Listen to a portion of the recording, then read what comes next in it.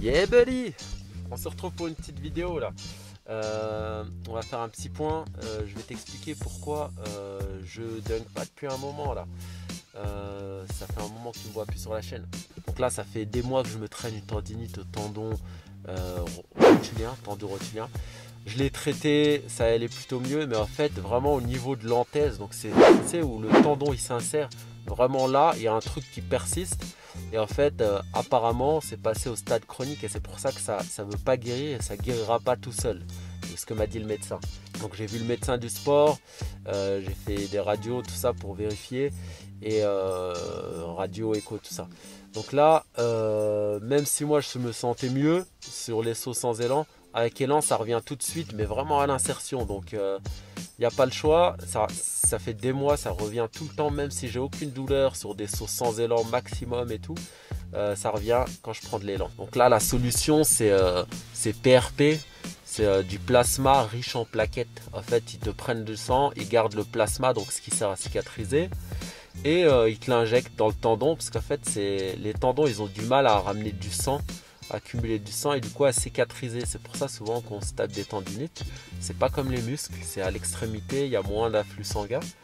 Et donc là ce qu'ils font c'est ils te le prennent, ils gardent que le truc qui répare et ils te l'injectent direct dans le tendon.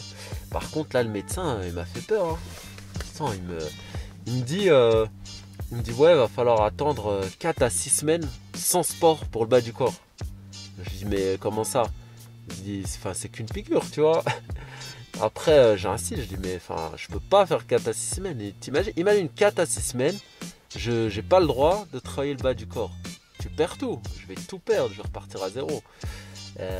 J'ai pas passé tout ce temps-là pour repartir à zéro. J'ai insisté, après, il m'a dit peut-être aller 10 jours. Bon, 10 jours, ça va, ça te fait. Tu tartines bien avant, tu vois, tu fais bien des séances force. Et après, tu te reposes un peu tranquille. Pendant 10 jours, ça te fait un peu plus d'une semaine de repos, ça peut le faire. À mon avis, il y aura le droit de faire des exos, tu vois, genre des fentes, des trucs pour préserver, mais pas faire de saut pendant la période là, mais pas de quoi perdre normalement. Pas de quoi perdre en jump, juste pour être sûr que ça cicatrise bien et laisser le temps cicatriser, ce qui m'a fait comprendre en fait quand j'ai parlé avec lui. Par contre, encore un autre truc, c'est qu'il commence à me dire ouais, il n'y a pas de rendez-vous parce que je suis beaucoup demandé et je suis le seul à faire ça dans le coin. Bon, c'est pas le seul, hein, à côté de chez moi, il y a quelqu'un d'autre qui le fait. Mais il me dit du coup, les délais sont super longs. Donc il me donne un rendez-vous et là, il me dit pas avant 2 mois, je crois. Ouais, on est en février. Ouais, en avril. En avril, donc ça fait loin, tu vois. Moi, j'ai envie d'être prêt pour l'été. Donc j'ai tout de suite appelé une autre clinique et apparemment il y a déjà de la place pour ce vendredi. Moi je me ferai pas, ce sera pas ce vendredi. Mais du coup je vois déjà le médecin cette semaine direct et puis je vais voir avec lui s'il a une dispo rapidement. Je vais faire ça au plus vite. Comme ça je suis OP pour l'été parce que mon objectif c'était vraiment OP pour l'été. Donc vous verrez pas de dunk avant ça, c'est sûr parce que voilà, un stade chronique après ça devient chaud, tu vois. Si je continue de sauter sur ça, ça devient très très chaud. Donc voilà, petit update et je continuerai de partager des vidéos training. En plus j'ai reçu des chandelles là pour refaire du squat parce que je m'étais débarrassé des anciennes. Donc sûrement des training garage, il y aura peu de sauts. Et puis moi je continue de taffer la technique, tout ça. Donc le but c'est de rien perdre et au mieux choper de la force, tu vois. Si vraiment je suis obligé d'attendre jusqu'à avril, j'entamerai 2 mois de force et puis essayer de progresser là-dessus. Comme ça si je dois faire une petite pause, ne serait-ce que 10 jours, je pourrais faire une petite pause de 10 jours et reprendre progressivement juste après. Et voilà. On se retrouve dans mon garage. Ma petite update, comme je t'ai dit, j'ai été voir un autre médecin à côté de chez moi pour l'injection de PRP et j'ai été étonné parce qu'il était beaucoup plus pro tout de suite. Pourquoi? Parce que déjà j'ai été étonné que l'autre, juste sur la base des symptômes que j'avais, et du coup de la radio, ils me prescrivent directement l'injection de PRP, et que j'ai aussi vu le médecin qui me faisait l'injection de PRP derrière. J'ai vu un médecin du sport, un médecin qui me faisait l'injection de PRP, et celui qui me faisait l'injection de PRP, limite il était là, ouais c'est où vous avez mal, tac c'est là, ok. Ah oui, c'est parce que vous avez eu les ligaments croisés, tout ça. En fait, il était à l'ouest, tu vois. Il voulait juste me piquer, il n'avait rien à faire. Juste voir où c'était, vite fait. Et du coup, lui, il a fait la même chose, diagnostic. Il a écouté ce que j'avais à lui dire. Par contre, la différence, c'est que il a juste la radio. Et le gars, il a envie de bien faire son taf et pas me faire perdre du temps. Et pas perdre du temps lui aussi. Il n'a pas juste envie de se prendre un billet et partir. Donc... ce qu'il m'a dit, c'est qu'il voulait un IRM pour vraiment voir c'était où exactement qui me pique vraiment au bon endroit. Puis il utilise une technique particulière pour me piquer, m'injecter les plaquettes. Et comme il sait que je suis sportif et que j'ai envie d'être vite fait sur pied, du coup, une fois qu'il a l'IRM, il va me caser, ça se trouve, la semaine suivante, la piqûre. Alors qu'avec l'autre, je devais attendre 2 mois. Et comme je suis un monsieur la magouille, qu'est-ce que j'ai fait? J'ai pris rendez-vous pour l'IRM. Ils m'ont dit c'est quasiment dans 1 mois.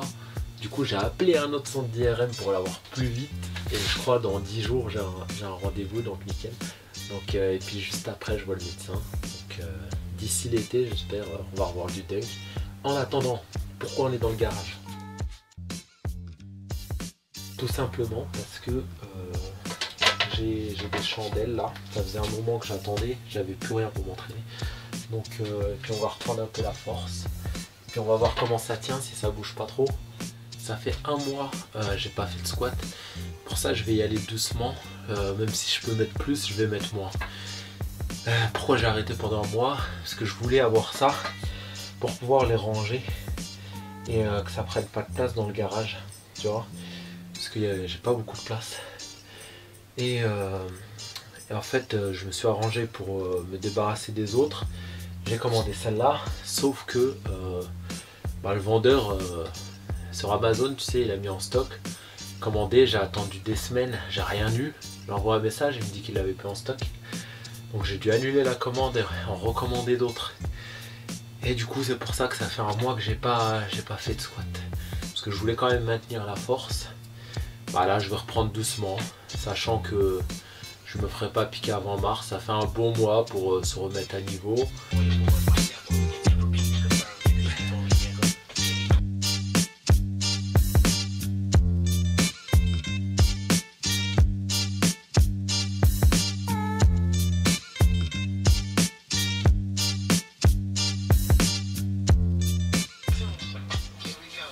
Donc comme j'ai dit tout à l'heure, on est à 90 là, tranquille. On va pas forcer. Le but c'est se remettre dans le bain, habituer le corps. Je sens un tout petit peu le tendon, tu sais, sur la flexion. Ça veut dire que j'ai réveillé le truc avec les quelques jumps que j'ai fait ces semaines qui sont passées. Parce que j'ai essayé de jouer. Il y a une semaine, enfin c'est à plus de 2 semaines déjà, j'ai essayé de jouer un peu au basket. J'ai eu l'erreur d'essayer de sauter sur un panier pour voir où c'en était et ça a réveillé le truc. Et c'est là que j'ai dit c'est bon, je vais voir un spécialiste pour réparer ça. Donc je te donne ma stratégie pour pas perdre. En tout cas j'ai vu que j'avais pas perdu parce que quand j'ai été au terrain, en faisant ce que je fais là et ce que je vais te dire que je fais, j'ai pas perdu.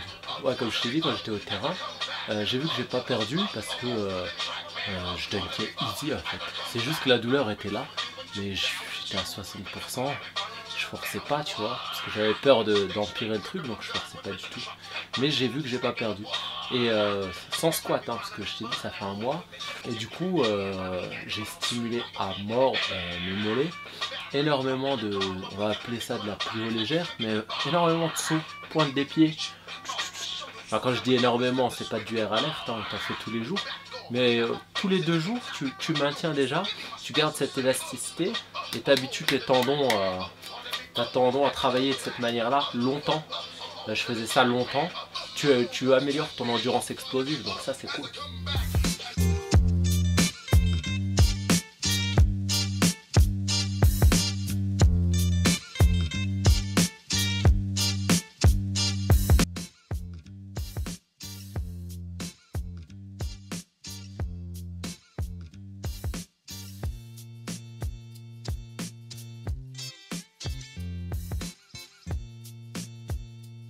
Ouais, je te dis, j'y vais tranquille, je force pas.